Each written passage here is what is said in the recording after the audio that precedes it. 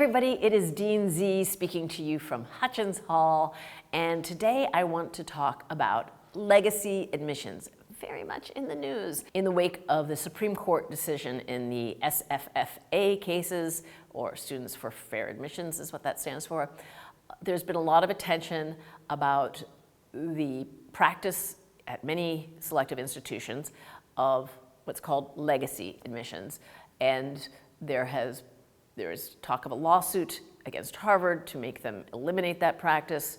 And the other day I read that a US representative named Jamal Bowman has introduced a bill aimed at eliminating legacy and donor admissions.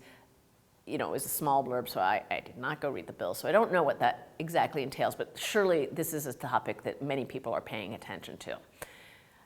I am frustrated when I read about it as an admissions insider because I feel like there's not a lot of content to, people sort of assume what legacy admissions means, and it's never really explored in any nuance. So that's what I want to do today, and I want to talk about what we do, and I want to give a small defense of legacy admissions, and also talk about what I see as the futility of trying to entirely regulate it.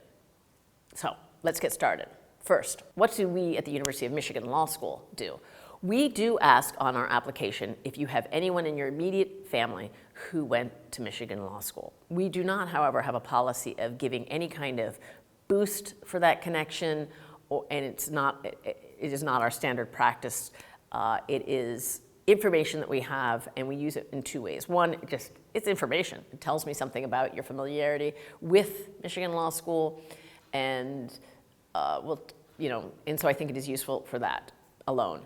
But it also, we share information at times with our development office, and it is frankly not to give anybody a boost. It is so that if we are denying Susie Smith, the development office knows not to go ask Susie Smith's mom for a donation the following week, because there's going to be some upset, perhaps, and hurt feelings there. So you want to let that settle, or perhaps address it explicitly, and so forth. So it's a timing and delicacy sort of issue is the main way we use that information.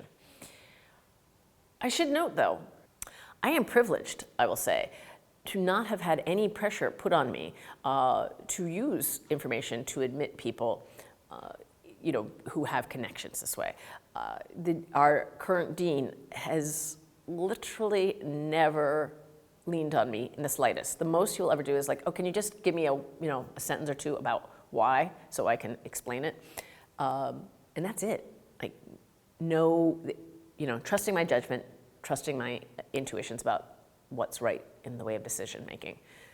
But I will also say that's partly because I've been doing this job so long that I don't get challenged. It wasn't like when I was beginning in this job, I did get challenged a lot, and there was more pressure on us. So I think it's a combination of how long has an admissions officer been doing something, and how long, or what the attitude of a given dean is. What kind of role connections, I'm going to say, play in the admissions process. Now let's talk about, because I just said connections, let's talk about what legacy admissions means. It is usually, I think, taken to mean the child of an alum applies, you want to make the alum happy, so you let in this particularly inadequate child into your school because of that connection, because of the parentage. And that is just way too limited, and also maybe too broad. So it's limited because, yeah, child of alum, sure, that's a connection that we can see and track. But that is just the tip of the iceberg. I've never actually tried to count how many candidates we have who have parents who are alumni, and it would be a little difficult with our system to actually do that. So I don't know, but to me, it is a very small part of the pool. What is more common is alumni writing to say, I work with someone who is applying who I think you should admit, or and that's usually younger alumni who maybe are working with paralegals, or more seasoned alumni who say, I have this business acquaintance whose child is applying and I would like you to admit them. Or my kid's babysitter is applying and I want you to admit them. And sometimes it is not alumni at all. Sometimes it is someone just rich and powerful exerting their influence from externally. Or sometimes it is someone rich and powerful who is so rich and powerful they don't have to actually exert influence. You just know from their name who they are, and it creates sort of an expectation. So U.S. senators might be an example. Sometimes it is the call is coming from inside the house. So sometimes it is faculty members who want me to take a connection into account. Sometimes it's a relation. Sometimes it's just someone they've met. That's a particularly tricky one because faculty, well, let's get to that. But and sometimes it is trustees, board of trustees, or people on our regents committee who are trying to, again, exert influence.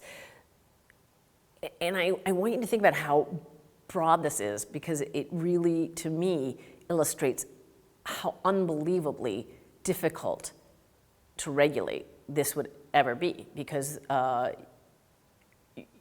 there's not always going to be a record. I'd say in most cases there will not be any kind of record that you could look up and ask and if you were in a lawsuit get discovery on what exactly is going on inside the admissions office. You really have to rely on the good faith of the admissions office to use this information appropriately. So the other half of it is not just who is exerting influence and on behalf of what kind of connection, but it's also the candidate themselves. So I think to me, there's a vast difference between saying, this is a candidate who I think is totally admissible and someone I would like to see in the class, and they are related to an alum who we will be making happy, and an alum tells me that they have worked with this person and they are amazing, or something like that, and then admitting them. There's a vast difference between that and saying, yeah, I don't really love this candidate, they can probably do the work, but I would normally never admit them, but I will because I am hoping we will land a giant donation because of it. I'm not a moral philosopher, but I imagine that you could come up actually with a defense even of this scenario that I just sketched that I think is less defensible, where you say, well, yes, but if you get a bajillion-dollar donation, you are then helping all your current students and all your other alumni and all the faculty who work there and so on and so forth. But I find that problematic and distasteful, and I am very happy that that is not something that anyone has ever pressured us to do.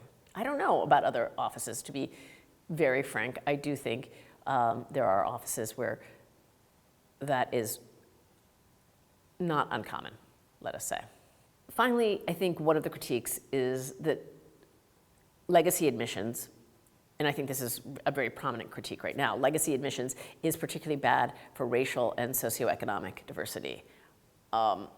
I don't think that is completely clear in 2023. First of all, we are now at a stage of life where most institutions now have a pretty good, substantial number of alumni who are people of color, more so than, say, 30 years ago, who are now, have children of an age who are applying to school.